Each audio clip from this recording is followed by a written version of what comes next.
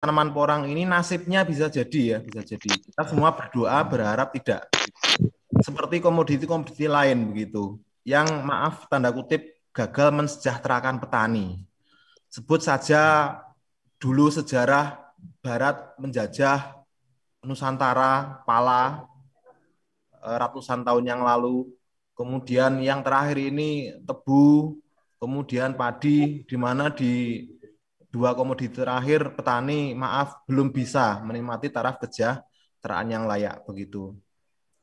Maka dari itu kami pribadi meniatkan untuk kembali terjun di aspek budidaya, mengingat aspek budidaya ini adalah modal kita sebagai bangsa agraris untuk bagaimana kita kembali berkiprah di kancah dunia karena kita punya segala itu. Baik, ini slide-nya sudah bisa muncul, Pak Raja? Pak Raja? Iya, monggo Pak Nur. Sudah muncul ya slide-nya? Udah. Ya, jadi saya sebatas berbagi dari pengalaman terjun di penyuluhan begitu. Jadi pengalaman terjun di penyuluhan begitu. Ya. Budidaya porang untuk dunia yang lebih baik, sehat dan berkelanjutan. Ya. Jadi di porang ini ada satu subjek dan 3 objek. Insya Allah paparan dari Prof. Edi sangat lengkap, paparan dari Pak Dirjen sudah sempurna. Saya melengkapi beberapa bagian begitu. Subjek utamanya adalah petani, di mana peningkatan kualitas SDM petani ini harga mati. Jadi petani ini ada pada faktor penentu. Kita bahas paling terakhir untuk petani, modal petani. Kemudian yang kedua itu adalah modal tanah. Keanekaragaman hayati Nusantara bangsa terkaya di dunia. Kalau bicara daratan, Brazil nomor 1 di dunia iya. Tapi kalau konteksnya adalah daratan dan perairan, bangsa Indonesia ini menempati urutan pertama dari keanekaragaman hayati. Maka modal tanah, modal media tanam ini yang kita harus syukuri, kita harus rawat begitu. Di Jepang itu untuk nanam porang, untuk nanam konjak di sana begitu. Kesulitannya luar biasa begitu. Mereka tanam hanya berapa bulan, kemudian pada saat akan turun musim salju itu konjaknya harus dibongkar karena kalau tidak dia akan tertimbun kemudian membusuk, dibongkar kemudian sudah musim semi panas lagi ditanam lagi begitu. Di tempat kita semusim 2 musim dibiarin tidak masalah, bahkan porangnya tambah bagus, pembentukan glukomananya tambah sempurna. Ini modal tanah yang harus kita syukuri dan harus kita rawat. Yang ketiga modal tanaman. Tadi disampaikan oleh Prof. Edi, kita punya bibit endemik porang ini hampir di seluruh wilayah Nusantara. Ini kekayaan hayati yang harus kita rawat, yang harus kita jaga. Nah, pada bagian ini pesan kepada Pak Alex yang mengembangkan kultur jaringan, tolong titip Pak, rawat tanaman endemik kita karena bisa jadi kita punya tanaman varietas unggul dari porang ini begitu. Untuk nanti disilangkan kemudian untuk menemukan untuk untuk menghasilkan bibit unggul begitu. Kemudian yang keempat terkait dengan objek yaitu organisme pengganggu tanaman. Tentang tanaman, yang pertama standarisasi bibit. Ini yang kami juga masih berupaya ya, standarisasi bibit baik dari Kementerian Pertanian ataupun dari Kementerian Lingkungan Hidup dan Kehutanan begitu. Dua kementerian ini yang memang sekarang ini tempat bernaung ya standarisasi budidaya porang ini. Jadi ke depan standarisasi bibit dan sertifikasi itu diperlukan. Nanti sekarang tanam-tanam saja begitu. Tidak perlu risau dengan sertifikasi bibit begitu. Asal bibit bisa dari katak, umbi dan spora, kemudian ada bibit alternatif. Bapak Ibu sekalian, orang ini bicara tanaman industri, standarisasi bibit ini ke depan itu hal yang mutlak. sangat diperlukan. Karena apa? Mau tidak mau, siap tidak siap, ke depan pasti akan terjadi penanaman porang secara luasan, bisa ratusan hektar, bisa ribuan hektar satu lokasi. Maka standarisasi bibit ini diperlukan. Nah, teman-teman yang sekarang main di perdagangan kata untuk bibit, umbi untuk bibit dan sebagainya, tetap jalan saja. Gitu. Jadi semua ada pasarnya, semua ada pasarnya. Adapun bibit alternatif dari kultur jaringan yang memang unggul secara genetik, dia bisa seragam, itu dibutuhkan bagi yang tanam skala luasan, budidaya skala industri begitu. Jadi untuk bibit katak, bibit umbi, dan polybag dari spora itu tetap ada pasarnya. Hanya saja ketika bicara standarisasi bibit untuk industri, ini memang perlu keseragaman gitu. Kemudian yang kedua terkait dengan nutrisi tanaman, diperlukan bahan organik. Ini penting banget Bapak Ibu sekalian, sangat-sangat penting.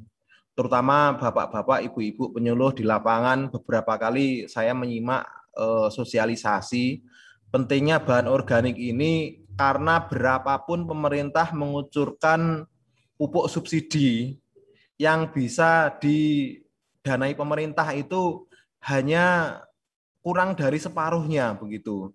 Jadi, maka solusinya adalah penggunaan bahan organik. Lah, konteksnya untuk tanaman porang, bahan organik yang bisa digunakan bisa pupuk kandang, bisa kompos, pupuk hijau, kemudian dari limbah ternak begitu. Kemudian ada yang bagus dari arang sekam atau arang dari sisa penggilingan kayu, dibuat arang. Bukan dibakar ya, tapi dibuat arang. Kalau dibakar itu muncul apinya, dia hanya nyisa abu saja. Nutrisinya sudah hilang. Tapi kalau arang itu organiknya tinggi, banyak bahan yang berguna ketika wujudnya arang, arang sekam, arang-arang yang lain begitu. Kemudian pupuk NPK jika diperlukan, ini kaitannya dengan budidaya intensif dan super intensif.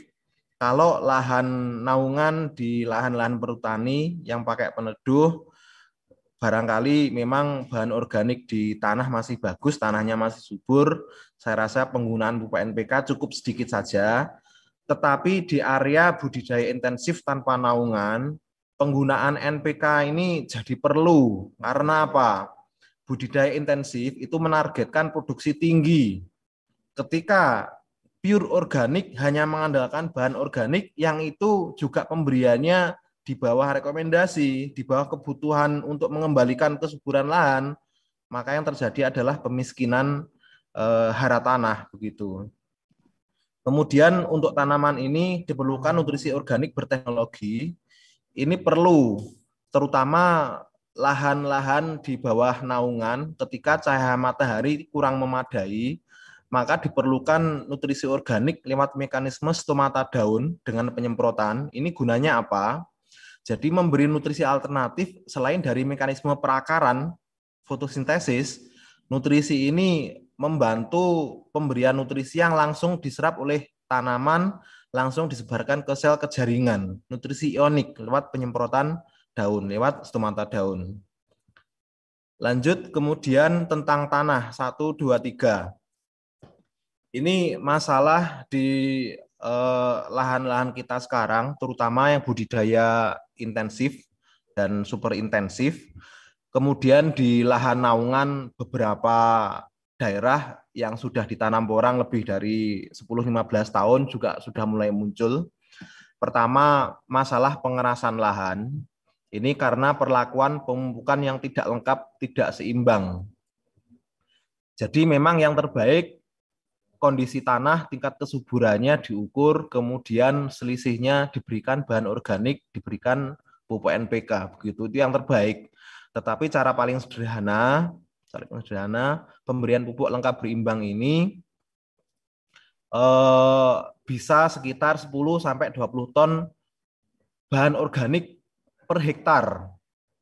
Nah, kemudian masalah pengerasan lahan juga diakibatkan oleh sisa residu pupuk kimia.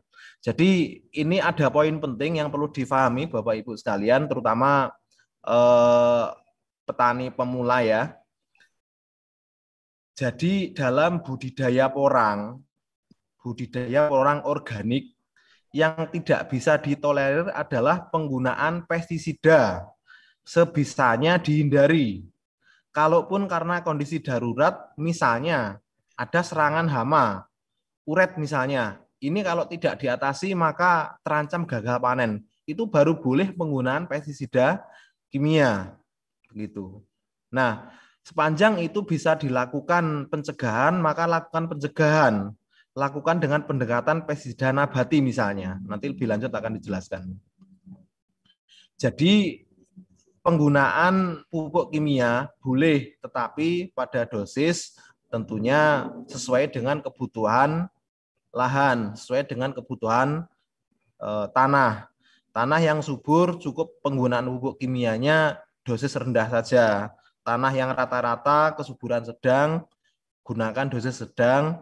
Kalau tanah yang memang miskin unsur hara, padahal Bapak Ibu mengejar budidaya intensif, ya gunakan NPK secara bijak secukupnya. Gitu.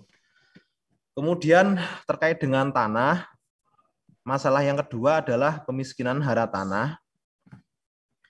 Ini terkait dengan penggunaan bahan input organik, bahan organik input ketika diberikan kurang dari 10 sampai 20 ton per hektar, padahal panen yang dibawa keluar adalah 10 sampai dengan 40 ton per hektar, tergantung kondisi lahan ya. Maka solusinya adalah pembenah tanah berteknologi. Nah, pembenah tanah berteknologi ini selain dia membantu mengembalikan hara mineral tanah yang dibawa keluar, dia nanti juga akan mengembalikan tekstur kegemburan tanah begitu. Kemudian poin 3 yang belum tercantum di sini, banyak lahan-lahan pertanian kita sekarang ini mati karena apa? Mikroba bermanfaat di tanah itu karena paparan pestisida yang sudah melampaui ambang batas ya. Pestisida yang sudah melampaui ambang batas ini, misalnya kalau kita cermati di komoditi lain, lahan-lahan pertanian padi yang sedang menghijau atau budidaya hortikultura, cabai, bawang merah misalnya, di area itu akan sangat terasa sekali udaranya, uapnya itu sangat terasa sekali begitu. Jadi di daerah-daerah seperti ini tanah itu sudah mati karena apa?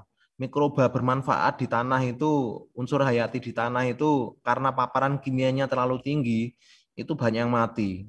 Nah, jadi tanah yang mati ini terkait dengan 3 aspek kesuburan tanah ya. Subur secara fisik itu dari teksturnya, sisa residu kimia itu nanti akan terurai dengan asam organik, humat dan sulfat gitu. Kemudian yang kedua terkait dengan kesuburan nutrisi mineral tanah.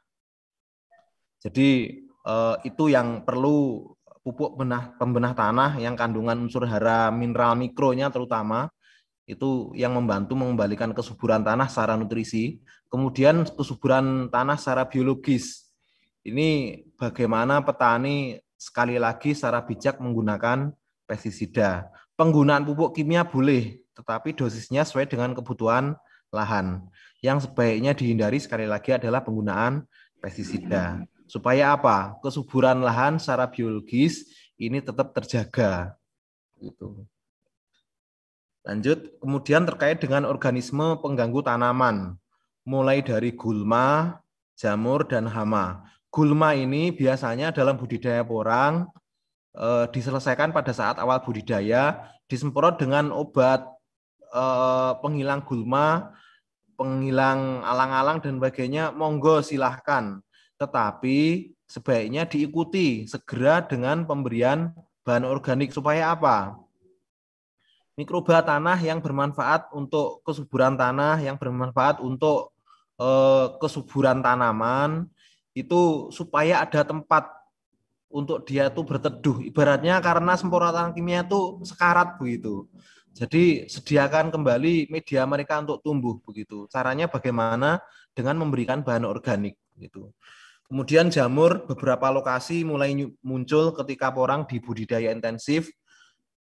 Jamur ini momok bagi petani porang karena ketika muncul daun mengering kuning pada saat fase vegetatif, belum generatif, fase tumbuh ya, belum pembesaran umbi. Lah, ini di dalam tanah sebenarnya jamur itu sudah berkembang biak. Maka yang dilakukan apa ketika ada jamur yang sudah mulai muncul kuning itu dibongkar, kemudian dijauhkan dari lokasi budidaya, bahkan kalau perlu dibakar. Lah, galian sisa porang yang kena jamur itu ditaburi kapur pertanian, bisa dolomit, bisa kalsit. Itu tujuannya untuk menetralkan keasaman tanah, kemudian berikan musuh alami. Jamur ini banyak di pasaran ya. Nanti mengembangbiakkan sendiri juga bisa dari Gliocladium dan beberapa yang lain begitu. Ini salah satu anti jamur. Kemudian untuk pencegahan hama, mengatasi hama. Jadi dalam perilaku budidaya organik, upaya pencegahan atau preventif ini lebih diutamakan daripada penanganan ketika sudah terjadi serangan. Maka dalam budidaya organik untuk tanaman porang ini, perlakuan pencegahan itu dilakukan pada saat awal mulai tanam, saat olah lahan. Jadi pemberian anti jamur untuk antisipasi layu, misalnya Gliocladium, itu diberikan pada pupuk kandang yang sudah difermentasi, kemudian difermentasi Gliocladium, kemudian diberikan kepada lubang tanam. Itu gunanya pada saat tanaman sudah mulai tumbuh akar, jamur musuh alami itu akan tumbuh kemudian menempel pada akar. Nah, yang nanti akan melindungi tanaman dari serangan jamur patogen. Jadi jamur memakan jamur. Nah, jamur musuh alami memakan jamur patogen. Itu yang melindungi tanaman kita dari serangan jamur yang bikin layu begitu. Kemudian penanganan hama. Nah, solusinya apa? SLPHT Bapak Ibu sekalian.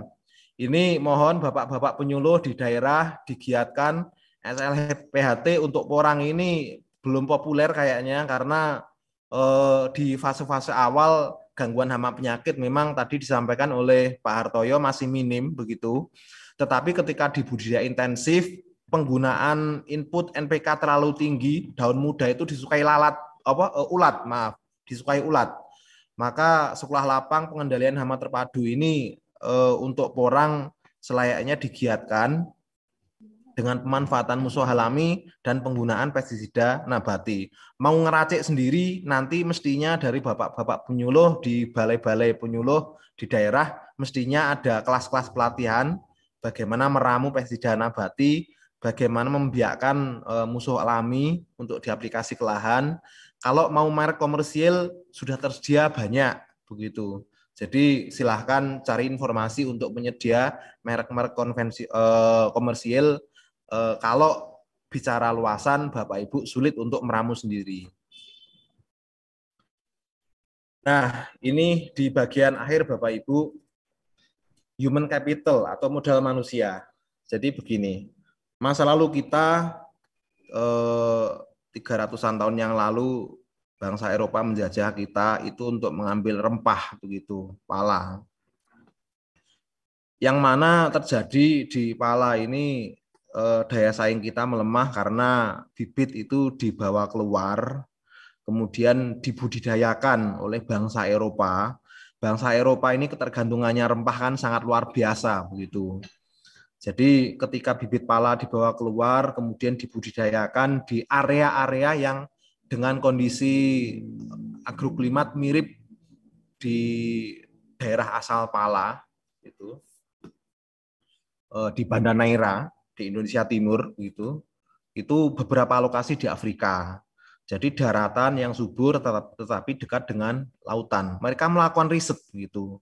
Nah, ketika pala itu sudah ditanam besar-besaran di luar Indonesia, maka daya tawar pala dari Indonesia ini kian merosot gitu. Nah, di porang ini jangan sampai terjadi Maka kami sepakat ketika dari pemerintah, dari gubernur itu melarang untuk keluarnya bibit keluar Indonesia. Ini untuk menjaga sustainability, keberlanjutan budidaya porang di Indonesia. Jadi jangan sampai terjadi di masa lalu pala, tebu, dan padi ini maaf belum begitu optimal mengangkat taraf kesejahteraan petani. Kemudian terkait dengan gambaran masa depan untuk bagaimana Indonesia sebagai negeri yang subur, makmur, menyediakan pangan yang baik, sehat, dan berkelanjutan, maka penentunya itu adalah Bapak Ibu sekalian. Modal petani ini, modal manusia ini yang kita belajar dari bangsa Jepang. Bangsa Jepang itu budaya konjaknya itu sudah terjadi sejak 300 tahun yang lalu gitu. Jadi penting sekali kita untuk belajar dari bangsa yang sekarang sangat menghargai konjak satu famili dengan porang, yaitu bangsa Jepang. Di Jepang itu sampai berdiri Museum of Konjak. Saking bangsa Jepang ini menghargai tanaman konjak gitu. Jadi hari ini modal manusia ini yang menentukan bagaimana nasib porang ke depan. Maaf, dari pemerintah akses kur, kemudian bantuan bibit, bantuan pupuk, dan sebagainya silahkan. Tetapi itu sebagai pelengkap, sebagai bentuk support, bentuk dukungan. Penentu sukses atau gagalnya Anda budidaya porang adalah Anda sendiri. Maka saran saya, mulai dari lahan berapapun tanam. Mau 1000 meter tanam, mau 1 hektar tanam, mau 10 hektar tanam. Atau bahkan Bapak Ibu menaruh interest, menaruh perhatian kepada porang, tapi tidak punya lahan, tanam di pekarangan, tanam di pot untuk tanaman hias, gitu. Karena apa? Yakin cepat atau lambat Bapak Ibu sekalian adalah pangsa pasar bagi produk-produk jadi dari hilirisasi porang. Porang ini tanaman yang baik, porang ini tanaman yang sudah dieksploitasi kemanfaatannya oleh Jepang, Korea, dan Cina, sekarang oleh Eropa karena dia tanaman yang baik. Petani kita menanam tapi naif. Petani kita hari ini daya belinya itu belum menjangkau harga produk hilir dari orang. Maka ke depan korporasi petani untuk bagaimana petani itu punya daya saing, caranya bagaimana kos biaya produksi ditekan Bapak Ibu. Salah satunya yang sedang dicanangkan adalah korporasi petani untuk petani bangun pabrik pupuk organik. Korporasi petani supaya berdaulat dalam urusan bibit. Maka saya taruh apresiasi kepada Pak Alex yang malam ini juga hadir. Monggo nanti berkenan sharing semoga. Jadi standarisasi bibit ini ke depan strategis Bapak untuk mendapat bibit yang seragam, bibit yang unggul begitu. Tetapi sekali lagi teman-teman yang berdagang umbi dari berdagang bibit, umbi, katak dan sebagainya, monggo semua ada pasarnya. Dan maaf, penyedia kultur jaringan pun juga tidak bisa satu pihak. Sama bagaimana kami di budidaya, yang pengalaman kami di teknologi organik sudah dari tahun 80-an, teknologi yang kami riset di organik sudah lengkap Bapak Ibu, 30-40 tahun begitu, baik untuk membenah tanah, nutrisi tanaman, ataupun untuk pengendalian hama penyakit begitu. Formulanya sudah sangat lengkap, bahkan ada formula yang kami